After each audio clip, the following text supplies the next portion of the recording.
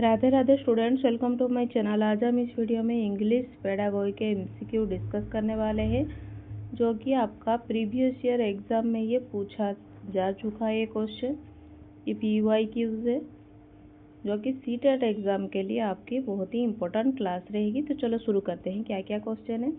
Which sequence currently represent the stage followed in the PPP approach to language teaching. Language teaching में PPE का मतलब क्या है? कौन सा सीक्वेंस PPP को करेक्टली रिप्रेजेंट कर रहा है?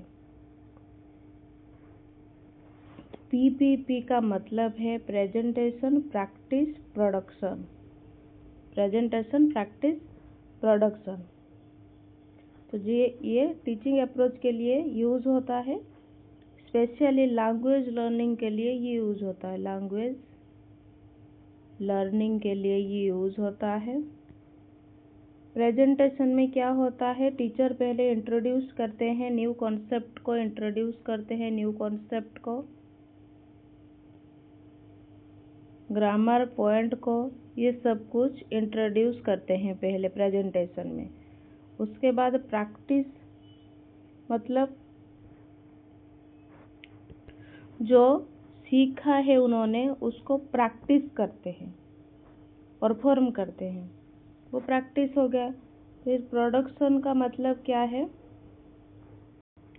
जो उन्होंने सीखा है वो सामग्री का स्वतंत्र रूप से वास्तविक जो सिचुएशन है उसमें प्रयोग करते हैं। तो ये हो गया प्रोडक्शन। नेक्स्ट चलते हैं। A language teacher introduced the concept of articles through a short passage where articles appeared repeatedly. Students first observed their uses, then applied them while speaking and writing, and finally discussed how articles change meaning in different situations. Which teaching strategies reflect here? तो एक language teacher क्या कर रहे हैं, article पढ़ाना चाह रहे हैं वो। तो उन्होंने क्या किया, एक शॉर्ट पैसेज के थ्रू पढ़ाना स्टार्ट किया जहाँ पर आर्टिकल रिपीटेडली लिखा हुआ है। स्टूडेंट ने ऑब्जर्व किया कि कहाँ पर यूज़ हो रहे हैं, तो स्पीकिंग और राइटिंग के थ्रू वो अप्लाई करना सीख रहा है। तो डिस्कस कर रहा है फाइनली आर्टिकल कैसे डिफरेंट सिचुएशन में मीनिंग कैसे चेंज करता है। तो ये जो टीचिंग स्ट्रैटेजी है ये किस तरह का स्ट्रैटेजी है। इस पद्धति में विद्यार्थी पहले भाषा के रूपों को संदर्भ में पहचानते हैं, फिर उनका जो प्रयोग और अर्थ को समझते हैं। शिक्षक भाषा के प्रयोग के प्रति जागरूकता विकसित करते हैं। तो सही आंसर होगा अवेयरनेस राइजिंग अप्रोच होगा। ये पहले स्टूडेंट्स क्या कर रहे हैं, नोटिस कर रहे हैं लैंग्वेज फॉर्म को नोटिस कर रहे हैं, फिर समझ रहे हैं, फिर उन्हें यूज़ कर रहे हैं। तो ये अवेयरनेस राइजिंग अप्रोच हो गया। नेक्स्ट चलते हैं। A teacher noticed that a few learners faced difficulty in understanding historical passages. She arranged additional section specially for those student to help them improve comprehension. What type of support is the teacher providing? Teacher notice कर रहे हैं कि कुछ learners को difficulty हो रहा है passage को समझने के लिए। तो उन्होंने क्या किया, एडिशनल सेक्शन स्टार्ट कर दिया उन स्टूडेंट्स के लिए, उनका कॉम्प्रीहेंशन को इम्प्रूव करने के लिए। तो ये जो सपोर्ट दे रहे हैं टीचर स्टूडेंट्स को, ये किस टाइप का सपोर्ट उन्हें प्रोवाइड कर रहे हैं। तो जब स्टूडेंट्स को किसी क्षेत्र में क्या होता है, दिक्कत आती है, कठिनाई आती है, डिफ़िकल्टी जब उन्हें फेस करना पड़ता है, तो उसे अतिरिक्त सहायता देकर उसकी समस्या दूर करने की कोशिश करते हैं क्या, टीचर। तो उन्हें क्या देते हैं, वो रेमेडियल टीचिंग प्रोवाइड करते हैं। रेमेडियल टीचिंग स्टूडेंट्स को प्रोवाइड करते हैं ताकि उनको जो भी दिक्कत आ रही है समझने में वो दूर हो सके। तो सही आंसर होगा ये रेमेडियल टीचिंग है। नेक्स्ट चलते हैं। Which type of the following practices is most effective for developing vocabulary among learners? कौन सा प्रैक्टिस जो है वो ज़्यादा इफेक्टिव है लर्नर्स के बीच, जो वोकाबुलरी हो वो डेवलप किया जा सके? कैसे? वोकाबुलरी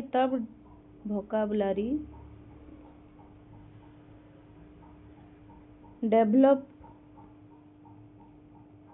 होता है सही तरीके से जब शब्द का जो अर्थपूर्ण समूह है उसमें व्यवस्थित करके वास्तविक परिस्थितियों में वो प्रयोग किया जाए, तब वो अच्छे से उनका वोकाबुलरी अच्छे से हो पाता है।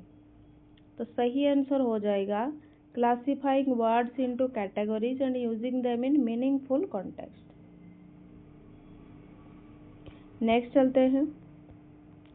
When a reader uses relationship between letters and sounds to understand written text, which type of cue is being used?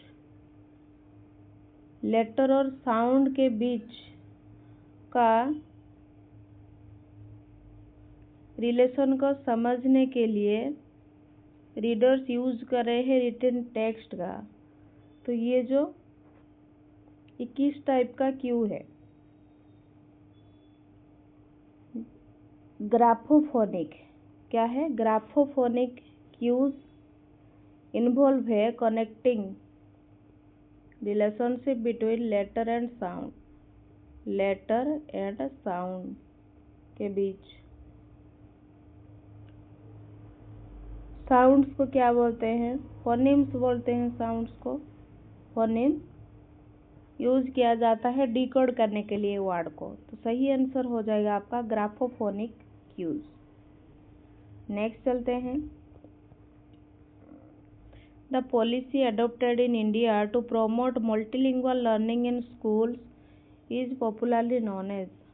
कौन सा पॉलिसी अडॉप्ट किया गया है इंडिया में बहुभाषी शिक्षा को प्रोमोट करने के लिए स्कूल में? उसे क्या बोला जाता है? भारत में विद्यालय शिक्षा में बहुभाषिकता को बढ़ावा देने के लिए त्रिभाषी सूत्र जो है, 3 लैंग्वेज फॉर्मूला, उसको अपनाया गया है मल्टी लैंग्वेज लर्निंग के लिए। तो सही आंसर हो गया ऑप्शन बी। नेक्स्ट चलते हैं।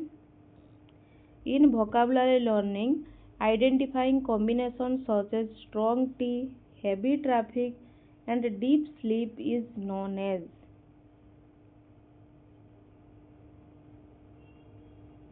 ये क्या बोला जाता है वोकाबुलरी लर्निंग को?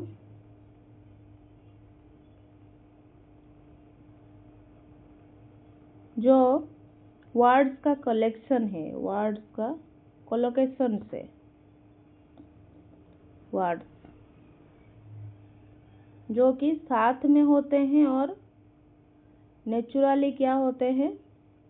नेटिव स्पीकर्स होते हैं। तो इसे क्या बोलते हैं? कोलोकेशन। नेक्स्ट चलते हैं। Learners are asked to combine separate sentences into a paragraph using connectors like although, therefore and because. Which approach to writing does this represent? दो सेंटेंस को, सेपरेट सेंटेंस को कंबाइन करने के लिए जो यूज होता है वर्ड although, therefore, because, तो ये जो अप्रोच है ये क्या रिप्रेजेंट करता है?